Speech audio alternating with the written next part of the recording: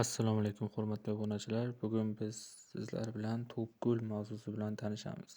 Xo'p, bir qancha oddiy gullar yig'indisi to'pgul deyiladi.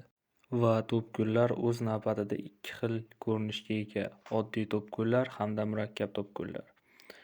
Oddiy to'pgullar bir nechta oddiy gullarning yig'ilishidan hosil bo'ladi. Murakkab to'pgullar bo'lsa oddiy to'pgullarning jamlanishidan hosil bo'ladi.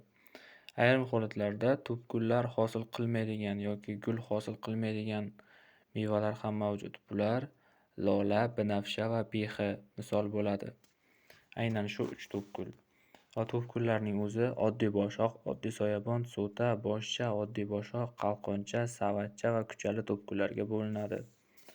Xo'p, oddiy shingil to'pgulga qashqarbedani misol qilib olishimiz mumkin. Oddiy shingil to'pgulimiz bitta uzun poyada gulbandchalar navbat bilan yuqoriga qarab joylashgan bo'ladi. Agar ular pastga qarab joylashgan bo'lsa, ular kuchali to'pgullar deyiladi va bunga tol misol bo'ladi. Xuddi rasmdagidek misol qilib berilgan.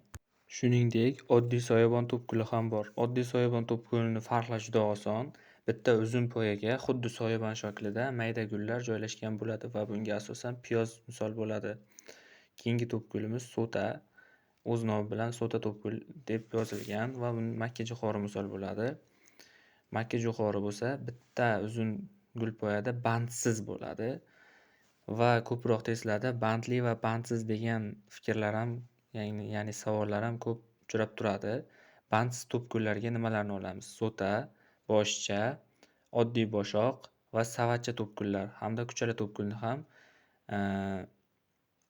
bandsiz to'pgullar qatoriga kiritamiz. Keyingi to'pgulimiz savatcha to'pguli. O'z nomi bilan savatga o'xshab turgan to'pgul savatcha to'pgul deyiladi va bunga qo'qut misol bo'ladi. Xuddi shunday ma'lumotlarga ega bo'lmoqchi bo'lsangiz, sahifaga obuna bo'ling.